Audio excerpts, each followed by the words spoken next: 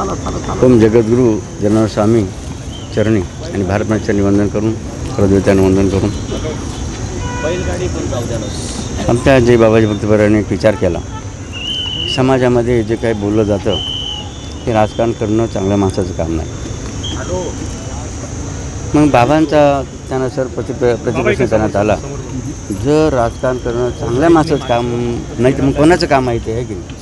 अत्यंत चिंतनीय आणि महत्त्वाचा विषय आहे, का प्रश्न आहे। आणि मग त्यातून उत्तर मिळालं महाराजश्री का उत्तर मिळण्यात आलं की राजकारण करणं हे चांगल्याच माणसाचं काम आहे।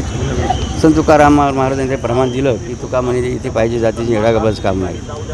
आणि मग त्या अनुषंगाने कारण काय, यथा राजा तथा प्रजा।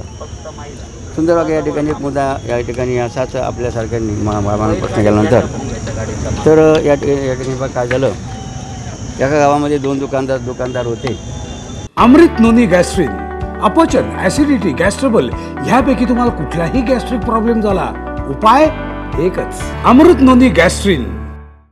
आणि त्यांची दुकानदारी त्यांनी चालू केल्यानंतर कोणी भेसळ घेऊन विक्री करायचं, कोणी जास्त नफा घेऊन विकायचं, कोणी त्या ठिकाणी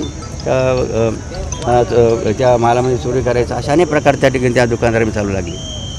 गावात अक्षरशः मंडळी कंटाळून गेली, करायचं काय, दुसरं काय पर्याय नव्हता।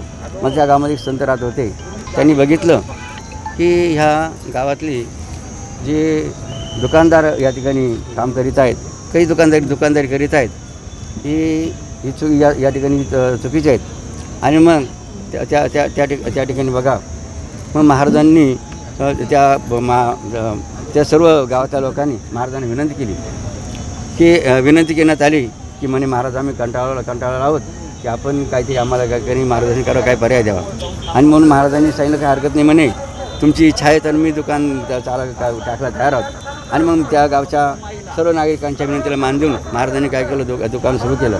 आणि दुकान सुरू केल्यानंतर त्या दुकानामध्ये बघा कुणी त्या ठिकाणी भेसळ नाही, काहीच प्रकार नाही, त्यामुळे सर्व मंडळी त्या दुकानदारामध्ये येऊ लागली।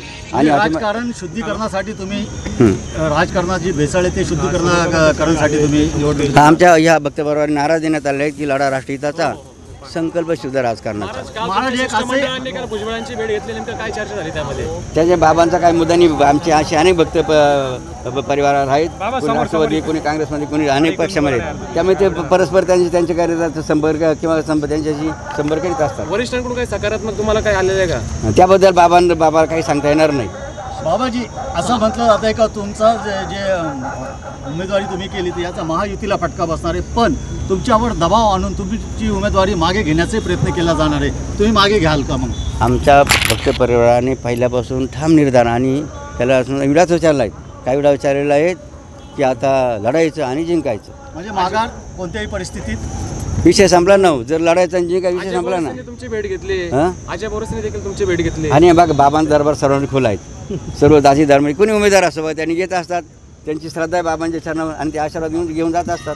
काय आव्हान काय कराल जनतेला? आम्ही हेच आव्हान केलं आहे की आपलं हे सभागृह आहे, लोकसभा हे आपल्या भारताचं मंदिर आहे आणि या मंदिरामध्ये चांगलीच माणसं आली पाहिजेत, तर का भारताची काहीतरी आपण बघतो शान या जगामध्ये राहू शकतो। धन्यवाद बाबाजी, थँक्यू।